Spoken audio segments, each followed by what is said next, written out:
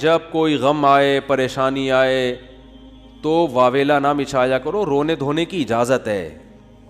یہ بے صبری نہیں ہے, جب انسان کو غم ہوتا ہے روتا بھی ہے, ہائے ہوئے بھی کرتا ہے, لیکن اللہ کو برا بلا کہنا شروع کر دینا, میرے ساتھ اللہ یہ کر رہا ہے, میرے ساتھ اللہ میں ہی میرا ہوں اللہ کو. آپ کا کام ہے غلامی, مانگتے رہنا ہے مانگتے رہنا ہے مانگتے رہنا ہے. اکثر ایک واقعہ علماء بتاتے ہیں, کتابوں میں لکھا ہوا ہے کہ ایک بزرگ حج کرنے جاتے تھے, حج کرنے کے بعد ندا آتی تھی قبول نہیں ہوا.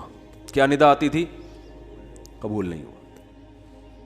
تو وہ دوبارہ چلے جاتے اگلے سال, جب حج کرتے پھر ندا آتی قبول نہیں ہوا, وہ پھر چلے جاتے پھر چلے جاتے.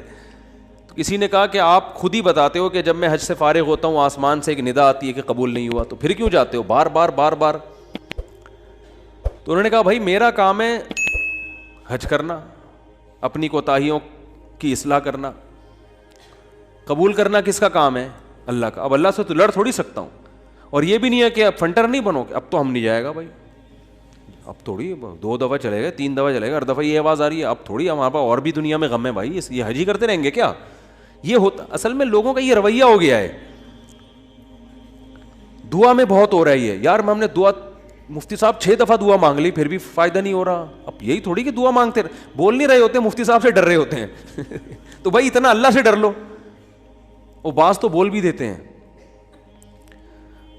تو بھائی 6 دفعہ 10 دفعہ 100 دفعہ دعا مانگنے میں کیا جا رہا ہے یار؟ اللہ کے سامنے ہاتھ اٹھا کے مانگنے سے زیادہ بھی کوئی مزیدار عمل ہو سکتا ہے؟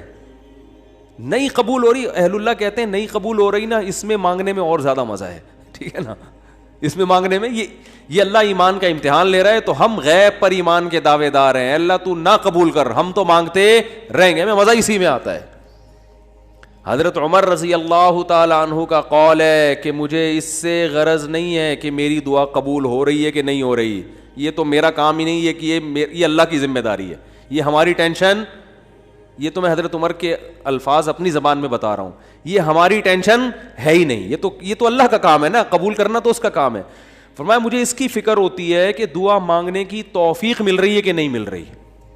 ایسا نہ ہو مایوسی اتنی پیدا ہو جائے کہ دعا مانگنے ہی کی توفیق چھن جائے, یہ ڈینجرس ہے, یہ خطرناک ہے کہ اللہ نے آپ کو اپنے در سے محروم کر دیا, ہاتھ اٹھانے کی توفیق سلب کر لی. اور آج لوگوں میں یہ نظر آتا ہے دعا مانگنے کی توفیق نہیں مل رہی کیونکہ ان کی پوری نظر اسباب پہ ہوتی ہے, اللہ پہ نظر ختم. یہ بہت خطرناک ہے.